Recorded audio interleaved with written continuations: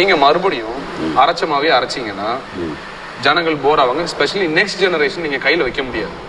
அதனால நாங்க புது டியூன்ஸை பண்ணணும் நாங்க நினைச்சு கம்போஸ் பண்றேன். ஆனா இவங்க என்ன பண்ணுவாங்க, அது இந்த சினிமா பாட்டு மாதிரி இருக்கு, அந்த சினிமா பாட்டு மாதிரி இருக்கு, கொண்டு போவாங்க. கிடையவே கிடையாது. அது எனக்குள்ள இருக்கிற கார்ட் அப்டேஷன், எனக்குள்ள இருக்கிற அந்த ஜானர்ஸ், இந்த ஜானர்ல இது பண்ணணும், ஒரு ஸ்பானிஷ் ஜானர், ஒரு ரீகேஜ் ஸ்டைலு, இந்த நான் நிறைய வேர்ல்ட்ல இருக்கிற, அதாவது மற்ற தேசங்கள்ல இருக்கிற அந்த மியூசிக் ஸ்டைல் ஆஃப் மியூசிக்கை நான் கவனிப்பேன். ஏன்னா அங்க இருந்தெல்லாம் கவனிச்சாதான் இன்ஃப்ளூயன்ஸ் ஆகும்.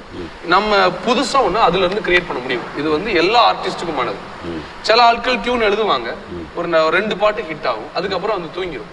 இப்ப நான் எழுதுறது ஹிட் ஆகுறதுக்கு அல்ல, அடுத்த ஜெனரேஷன் சர்ச்ல இருக்கிறவங்க, அடுத்த தலைமுறை வாலிபர்களை மற்ற பாடல்களை, அதாவது நீங்க நம்ம பாஷை சொன்னா சினிமா பாடல்களை கேட்காம அவனை உள்ள உட்கார வைக்கணும்னா அவனுக்கு கொஞ்சம் நவீன முறையான டியூன்ஸ் கொடுக்கணும். ஆனா அது சினிமால இருந்து எடுக்கப்பட்டது அல்ல. நான் அதை நவீனமாக்குறது அவங்களுக்கு சினிமா மாதிரி தெரியும்.